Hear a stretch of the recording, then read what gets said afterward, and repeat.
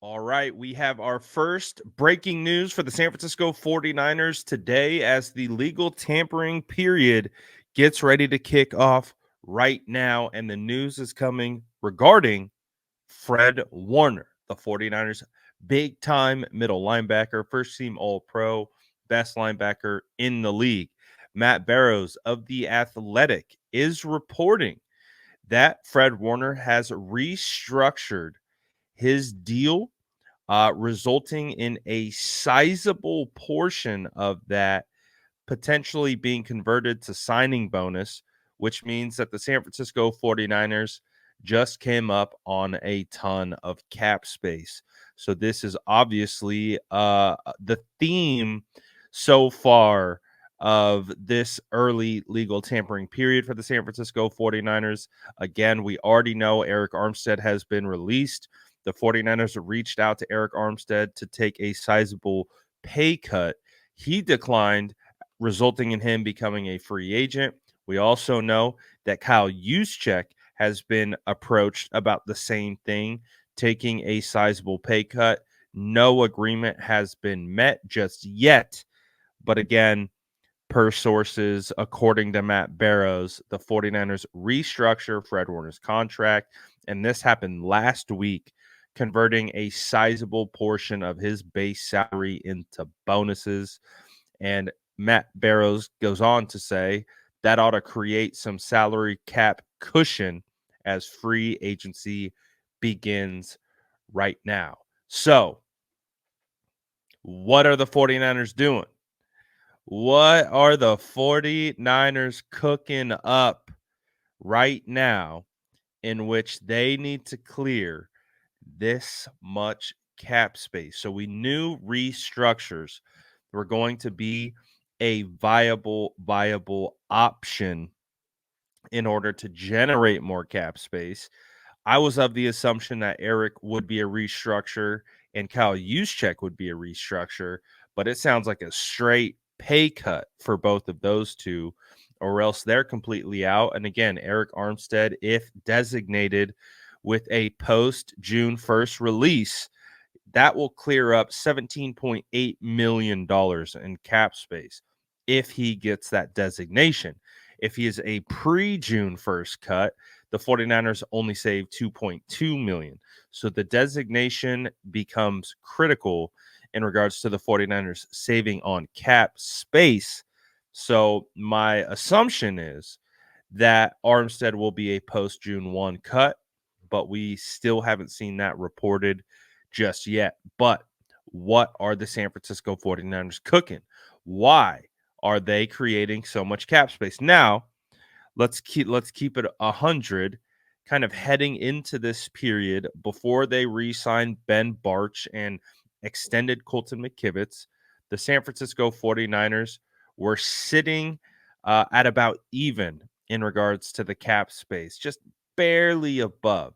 So we knew that additional cap space was going to be needed, which again, i.e., these restructures, but it's going, they're going all in. Some feels like something's bubbling up. Uh, Again, you guys know me. I've been hot and heavy on the whole Brian Burns thing. So I am all for the San Francisco 49ers going out and making a big time splash. Just yesterday, Mike Silver alluded to,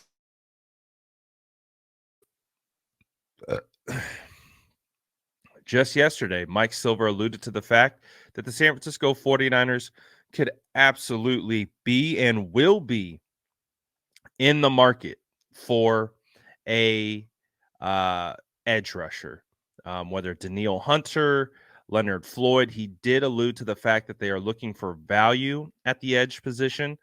But if you want to swing for the fences and you want to go all in and you want to go out and get a Brian Burns, who again has been available for trade this whole time, to all the casuals that have in my comments that have told me, well, Brian Burns has been tagged.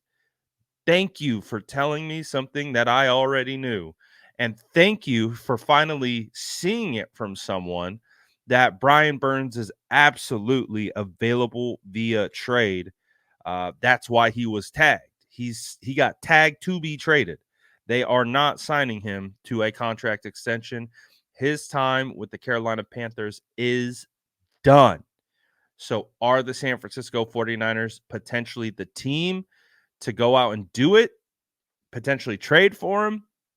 Again, they called on him last year to see what his availability was. So if they were willing to trade for him last year, what changes? Why wouldn't they be willing to trade for him this year, especially with clearly all the cap space that they have freed up? And again, when you look at Eric Armstead's contract and you see uh, the future years that they just freed up, that's all money that could go to a premier edge rusher who's currently 25 years old. So it becomes fascinating to see what the 49ers are going to do here. Again, I do believe that they could do whatever they want. They are in a position where they have allowed themselves the flexibility within the cap to go out and do what they want to do. Um, I don't believe the 49ers are going to overpay for any free agents, maybe outside of one big time name. I would say everything beyond that would probably be either depth or backfilling certain roster spots. Like if you think of free agents that the 49ers currently have, I would say like guys like Cleveland Farrell would be a phenomenal addition to bring back and what he was able to do. Kind of obviously now you need defensive tackle help with Eric Armstead being out. You only have 5 defensive linemen currently under contract for the San Francisco 49ers. So there are things that can be done and need to be addressed. And a lot of them start on that defensive line.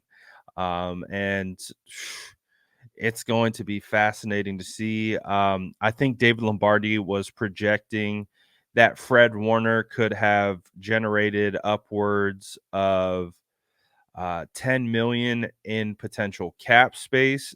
That again is currently TBD. We don't know how much room was generated with Fred Warner's free agent restructuring, and how that all worked when it's all said and done. Um, but it's going to be fascinating to see what we got cooking here. Legal tampering period starts now. Boy, get your popcorn ready. Fireworks are going to be going off here any second. We've already had a ton of fireworks, but it's just getting started. Legal tampering period is officially open, and we kick it off with some moves with the 49ers. Whoo, here we go, baby. Let me know what you guys think about this. What should the 49ers do with all this cap space? Let me know in the comments below.